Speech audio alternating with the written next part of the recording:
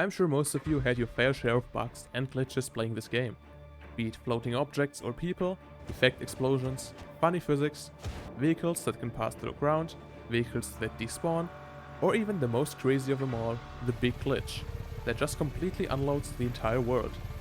But there's one glitch that's even rarer, even more insane, one that beats all the others combined together, the death ray glitch. Its effects, breaking physics, car tornadoes, exploding chaos objects on sight, and much more. Not only is this glitch completely insane, it's so rare that it's only been documented happening twice, ever, and nobody knows how to replicate it. Keep watching as I'll show you its effects, some details, and finally tell you all about the $250 bounty hunt that you can take part in.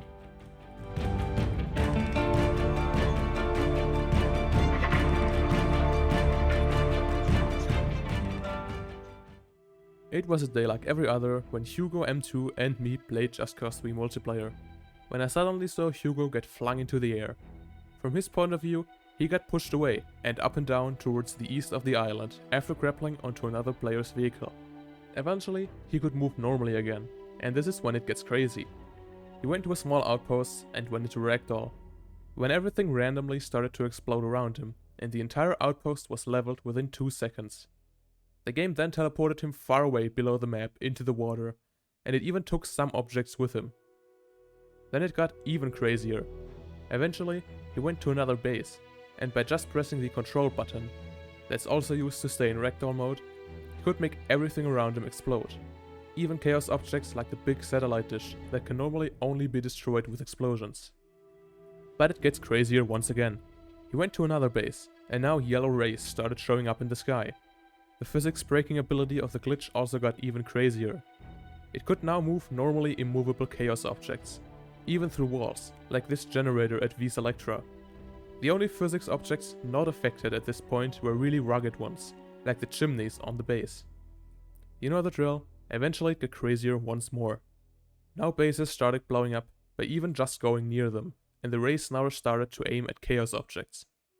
Hugo also tried ragdolling into a destructible bridge, and the physics breaking has gotten so crazy that his game froze for several seconds, before the bridge exploded into 1,000 parts, wiping it out of existence entirely. The rays didn't just appear in the distance either, you can get closer to them as well. The physics breaking got even crazier. Now even the chimneys at Vis Electra were destroyed by just going near them. Grappling onto chaos objects now also immediately destroys them. It was at this point that Hugo switched servers to see if the effects carry over. And they did. He joined the Just Cause roleplay server, which had parked cars all over the place. The cars immediately started getting flung around, with even other players being able to see it happen. The rays were also still there in the sky, and likely aimed at nearby chaos objects. Hugo eventually had to leave for the day, so this is where it ended. The only person it's ever happened to, as mentioned before, is Hugo. First in 2017, then again in 2018. And since then, we never saw it again. He did get a new PC in between the two occurrences, so it's not bound to a single hardware combination either. It's unknown if the glitch can be triggered in single player as well. The first time it was caused by Hugo grappling onto someone else's vehicle, that then pushed him away and up and down. Even when he got into a vehicle, he still got pushed to the east.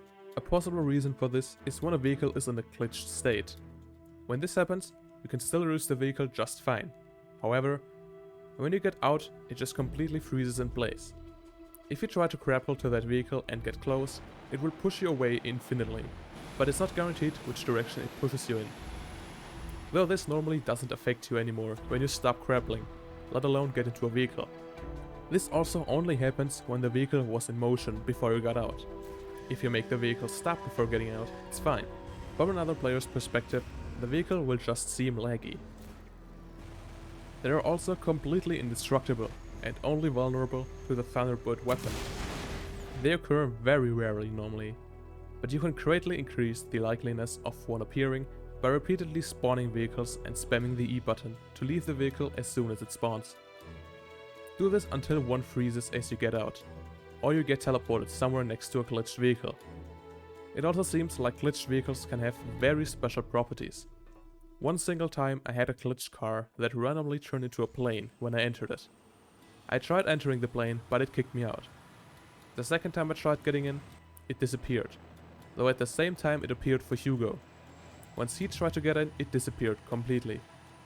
The second time the glitch happened to Hugo, he simply landed a helicopter on a Tresor truck, when it started pushing him away once again, and it slowly showed the effects that it did last time.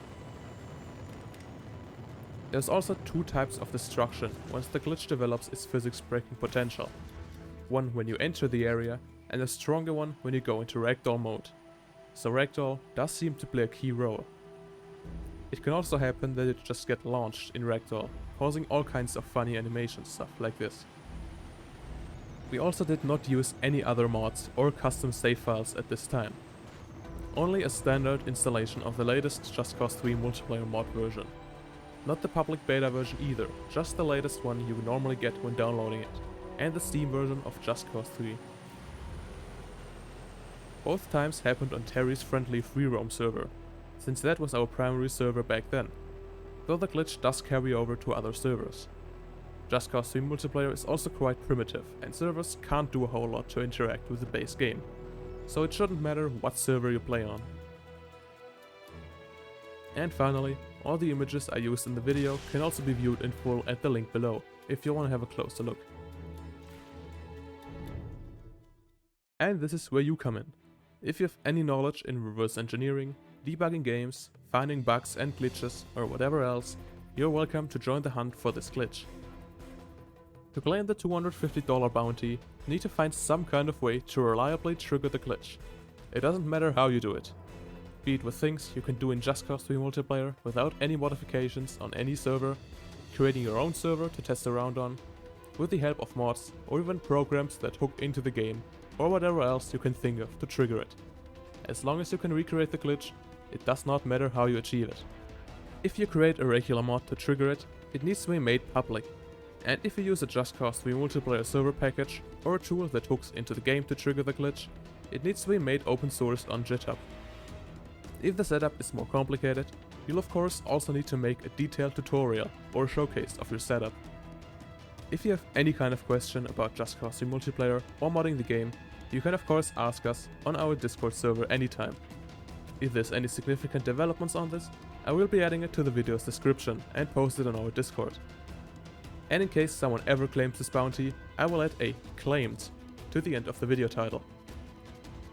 Well, but that's all from me. I wish you all good luck on the bounty hunt, and I'll see you in the next video.